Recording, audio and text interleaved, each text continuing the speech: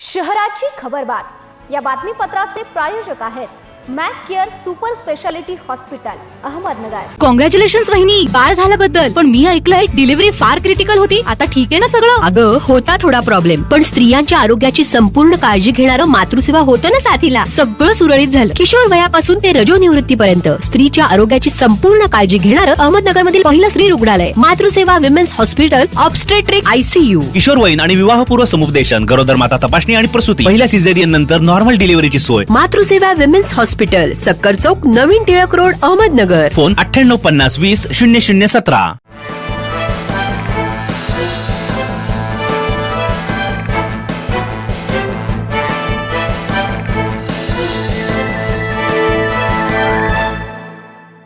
नमस्कार, मी साक्षी, न्यूज 24 सह्याद्रीमध्ये तुमचं स्वागत। पाहूया अहिल्यानगर शहरातील महत्त्वपूर्ण बातम्यांचा आढावा शहराची खबरबातमध्ये। म्हाडामध्ये घर आणि दुकान मिळवून देण्याचा आमिष दाखवून जिल्ह्यातील एका ग्रामीण रुग्णालयात नेत्र चिकित्सक अधिकारी म्हणून कार्यरत असलेल्या महिलेची तब्बल 35,30,122 रुपयांची फसवणूक झाल्याचा प्रकार समोर आलाय। या प्रकरणी तोपखाना पोलीस ठाण्यात 5 जणांविरुद्ध गुन्हा दाखल करण्यात आलाय।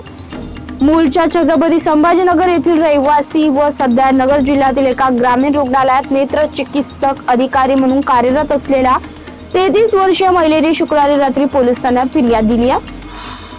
नगरसह राज्यातील विविध भागात गेल्या पावसाळ्यात मुसळधार पाऊस झाला। यामुळे राज्यातील प्रमुख धरणात एप्रिल महिन्याच्या पहिल्या आठवड्यापर्यंत समाधानकारक पाणी साठा शिल्लक आहे।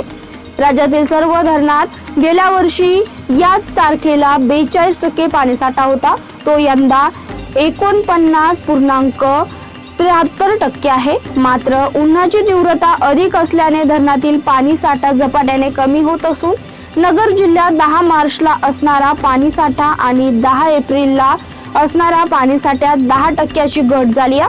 वाढत्या उन्हासोबत काही ठिकाणी पाण्याच्या आवर्तनामुळे धरणातील पाणीसाठा खपाटीला जाताना दिसत आहे। पूर्वीपासून जिल्हा परिषदेच्या कृषी विभागाकडे जाणाऱ्या बियाणे, खते आणि कीटकनाशकाच्या तपासणीचे अधिकार वर्षभरापूर्वी राज्य सरकारच्या कृषी विभागाकडे 100% वळवण्यात आले होते। यामुळे जिल्हा परिषदेच्या कृषी विभागावर कुळकुळे वाजवण्याची वेळ आली होती। याबाबत जिल्हा परिषद, कृषी विभाग आणि खाते विक्रेत्या संघटनेच्या मागणीनुसार आता पुन्हा खते, बियाणे आणि कीटकनाशके यांच्या तपासणीचे अधिकार जिल्हा परिषदेच्या कृषी विभागातील अधिकाऱ्यांना देण्यात आल्यात। यामुळे यापुढे राज्य सरकारच्या कृषी विभागासह जिल्हा परिषद, कृषी विभाग खाते, बियाणे आणि कीटकनाशकांचे संयुक्त गुण नियंत्रण करू शकणार आहे। शेअर बाजारात मोठा परताव्याचे आमिष दाखवून अहिल्यानगर येथील एका तरुण कंत्राटदाराची तब्बल 3,50,13,000 रुपयांची फसवणूक झाल्याचा धक्कादायक प्रकार उघडकीस आला। या प्रकरणी कोतवाली पोलीस ठाण्यात श्रीरामपूर येथील व्यक्तीविरोधात गुन्हा दाखल करण्यात आलाय। ओमकार संतोष हासे असे गुन्हा दाखल झालेल्या संशयित व्यक्तीचे नाव आहे। शहरातील रस्त्याचे भाग्य उजळण्यासाठी आमदार संग्राम जगताप यांनी आटोकाट प्रयत्न करून तब्बल 150 कोटी रुपयांचा निधी आणला। त्यातून 12 रस्त्यांची कामे पूर्ण झाली तर काहींची कामे प्रगतीपथावर आहेत।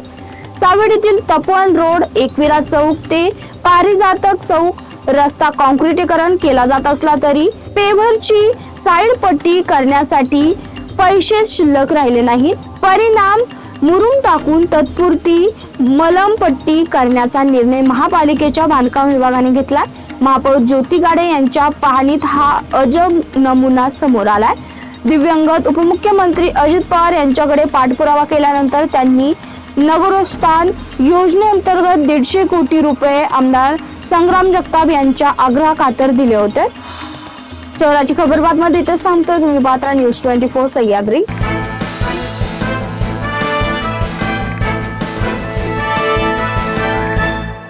शहराची खबरबात या बातमीपत्राचे प्रायोजक होते Mac care super speciality hospital Ahmednagar.